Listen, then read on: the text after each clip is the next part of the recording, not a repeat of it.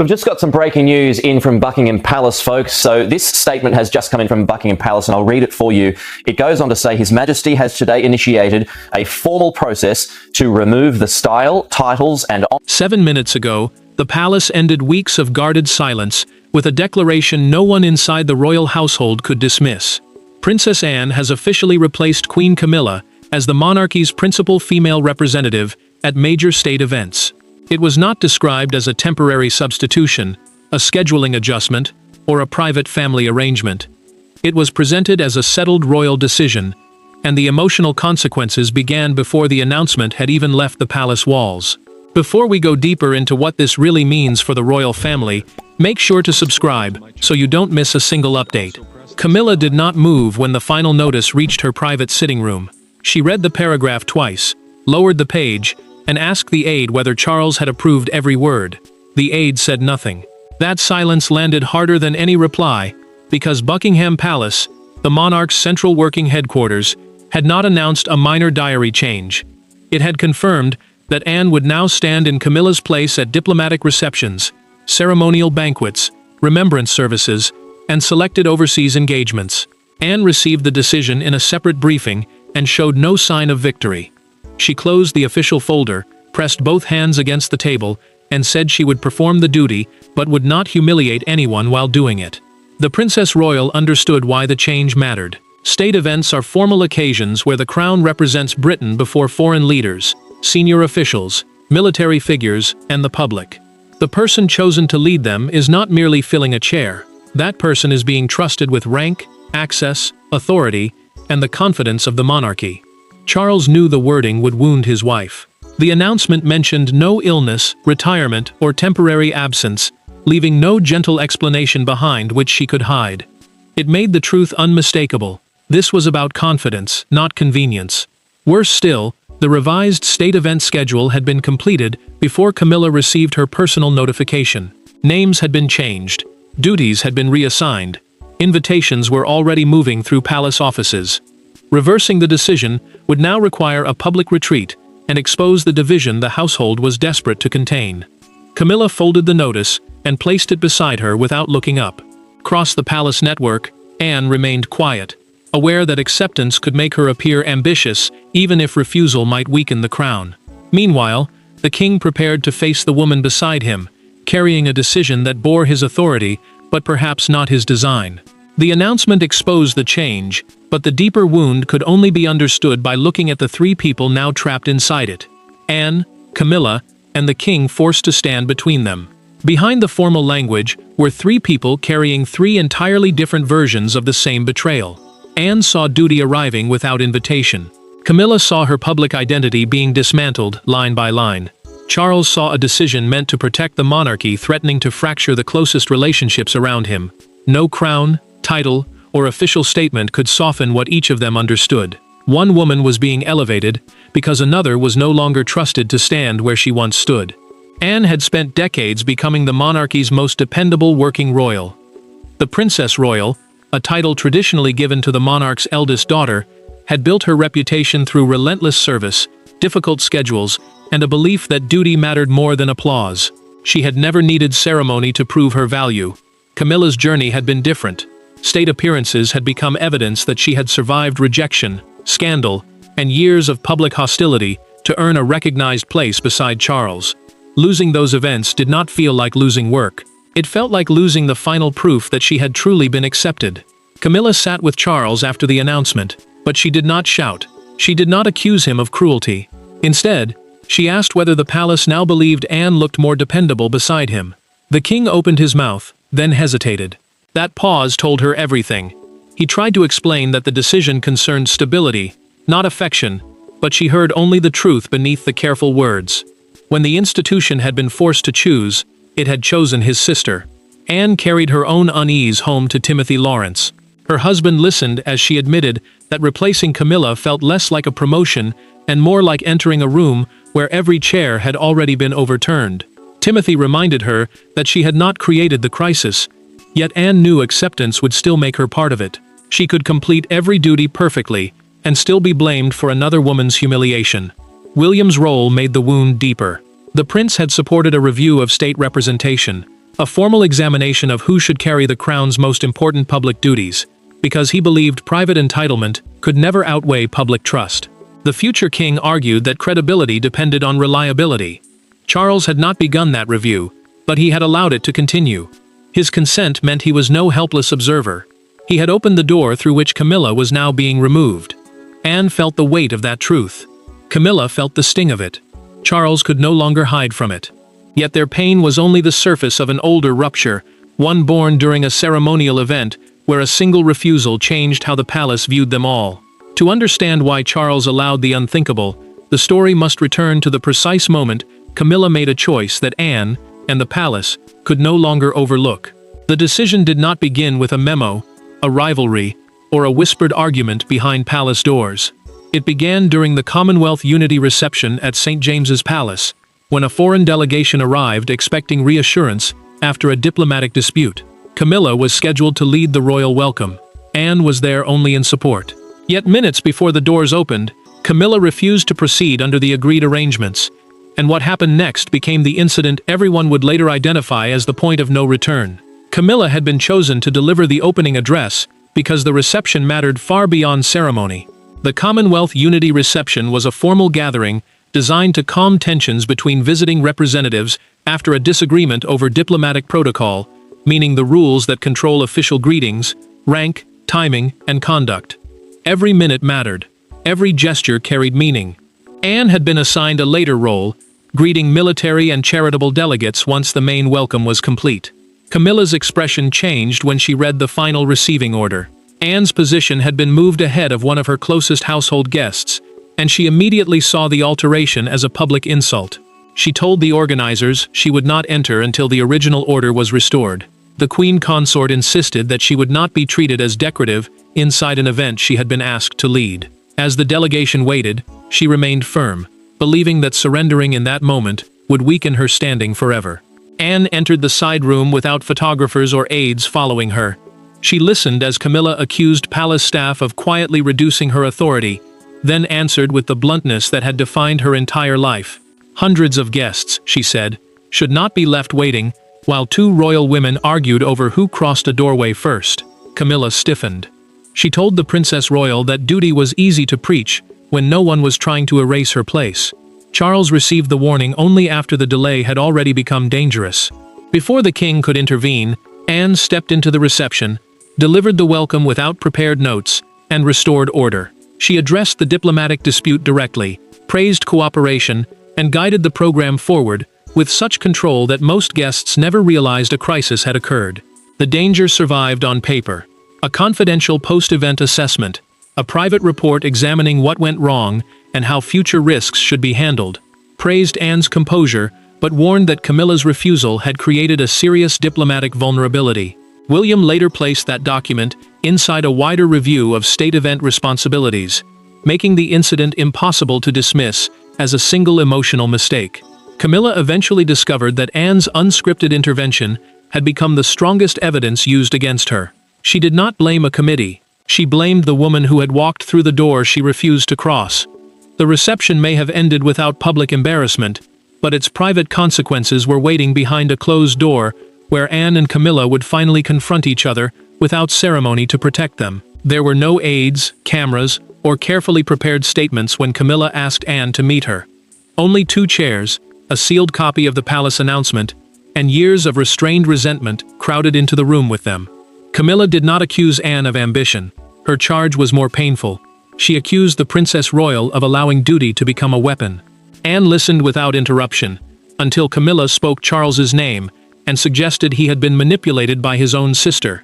Camilla had chosen a private room at Clarence House because she refused to let their relationship be reduced to official correspondence and second-hand explanations. Clarence House was the London residence used by the King and Queen Consort. But in that moment, it felt less like a royal home and more like a place where rank had finally lost its protection. Anne arrived shortly before her first scheduled appearance under the revised arrangement and found the announcement already waiting between them. Camilla pushed the document across the table and asked whether Anne had known she was being considered as a permanent replacement. The Queen Consort kept her voice low, but the hurt beneath it was unmistakable. Anne answered that she had known a review existed, yet she had not seen its final recommendation until Charles approved it. Camilla watched her closely, then asked whether that was supposed to make the betrayal smaller. Anne stayed still as the accusation sharpened. Camilla said the Princess Royal had always been allowed to stand above palace politics, while others suffered beneath them. She accused her of stepping into every crisis, appearing disciplined, and leaving everyone else to carry the shame. Anne finally answered. Completing abandoned duties, she said, was not the same as creating the abandonment. The words landed with brutal force. Camilla rose from her chair. She said Anne had turned one failed reception into proof that she could no longer be trusted. Anne replied that 2 future diplomatic events were already at risk of cancellation because no senior royal had accepted clear responsibility. She then revealed that she had initially refused the expanded role and had only agreed after officials warned that the crown could face another public failure. Camilla's anger changed into something colder. If Anne had refused once, then Charles must have approached her before the formal decision. The truth became unavoidable. Husband and sister had discussed Camilla's future while she still believed her position was secure. Anne did not deny it. She only said the decision had never begun with her. Anne left without another word. Camilla watched the door close and understood that the real power was not sitting in that room. It was inside the papers Charles had allowed William to assemble. Their confrontation released years of resentment, but it also exposed the person whose judgment had quietly turned frustration into policy, and policy into an irreversible royal command. Royal power rarely announces itself with shouting. Sometimes it appears as a single signature beneath language drafted to sound calm. Charles sat alone with the final recommendation before him, knowing that approval would diminish his wife and strengthen his sister. William's review was direct. The advisor's warnings were unmistakable. Yet the pen remained untouched for several minutes, because the king understood that once his name entered the page, the decision would no longer belong to committees, courtiers, or circumstance. It would belong to him. Charles had authorized William to oversee a formal operational review after repeated concerns about preparation, attendance, and the monarchy's ability to guarantee senior representation at major engagements. An operational review was a structured examination of how royal duties were assigned and whether those arrangements were still working. The prince could recommend change, but he could not impose it. Only the monarch held the authority to redistribute state event responsibilities, and that meant every consequence now rested with one man. Charles reread the paragraph, removing Camilla from automatic priority at designated occasions. He took off his glasses, pressed his fingers against his eyes, and asked his private secretary whether gentler wording would alter the practical result. The answer was no. Camilla would still lose first claim to the ceremonies that had once confirmed her position beside him. Softer language might reduce the shock, but it could not hide the truth. William entered soon afterward and chose his words carefully. The future king argued that protecting Camilla from embarrassment could not come before protecting the crown from another failed engagement. Charles heard the logic, but he also heard judgment beneath it.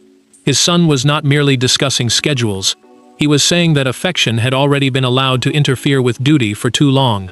The king reminded him that institutions did not suffer humiliation in private. People did. William did not retreat. He pointed to the decisive clause granting Anne standing authority rather than temporary substitution. Standing authority meant she would hold continuing responsibility and could not be quietly removed whenever tensions eased. That clause made the change stable, clear, and almost impossible to reverse without exposing palace weakness. Charles lifted the pen but paused again. Then he added one handwritten condition. Camilla would retain selected charitable appearances and private ceremonial patronages. The personal causes and honorary roles she could continue without leading central state occasions. It was not restoration. It was the smallest protection he could still offer her dignity. The signature finally touched the page. William watched his father complete it, and Charles knew the argument was over on paper. But paper could not control grief. Camilla would now have to watch the revised order become real at the first state event held without her. The king's pen ended the argument inside the palace, yet the first public implementation would reveal whether Camilla could endure seeing Anne occupy the place that had once confirmed her own survival. The new reality arrived not with another statement, but with an empty chair. At the first diplomatic banquet under the revised order, Anne's name appeared beside the king's on the final seating plan. Camilla's had been removed. She was still inside Clarence's house when the program began, fully dressed for an evening she would no longer attend. Across London, Anne prepared to enter the ballroom, knowing that every step forward would be interpreted as a step taken from someone else. Camilla had selected the gown weeks earlier, before the palace confirmed her removal. The Northern Alliance state banquet was a formal dinner held to honor visiting leaders and strengthen diplomatic ties, making it the first major public test of Anne's expanded authority. The seating plan placed the Princess Royal near Charles during the reception and assigned her the conversations Camilla had once managed.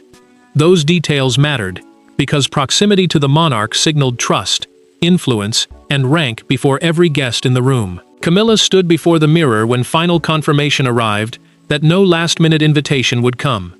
She removed one bracelet, placed it beside the printed program, and told her dresser to put everything away.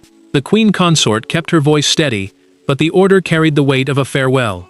She had spent years earning a place beside Charles. Now the palace was proving that it could remove that place without removing her title.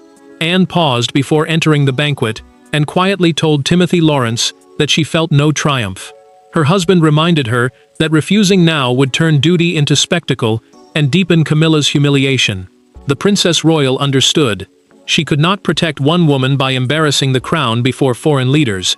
Yet every successful moment would make the judgment against Camilla feel harsher. Charles greeted the guests with practiced calm, but his attention briefly moved toward the place his wife would once have occupied. Anne noticed the hesitation. She lowered her voice, redirected the conversation, and drew a visiting minister into discussion before anyone could sense the king's distress. He recovered, but the moment exposed how deeply the new order had entered their private lives. The evening proceeded without delay, confusion, or visible tension. Anne handled every exchange with control. Charles completed the program without interruption. That success became the cruelest verdict of all, because it proved the palace could function, and perhaps function more smoothly, without Camilla at the center of the ceremony. Charles did not return immediately to Clarence House.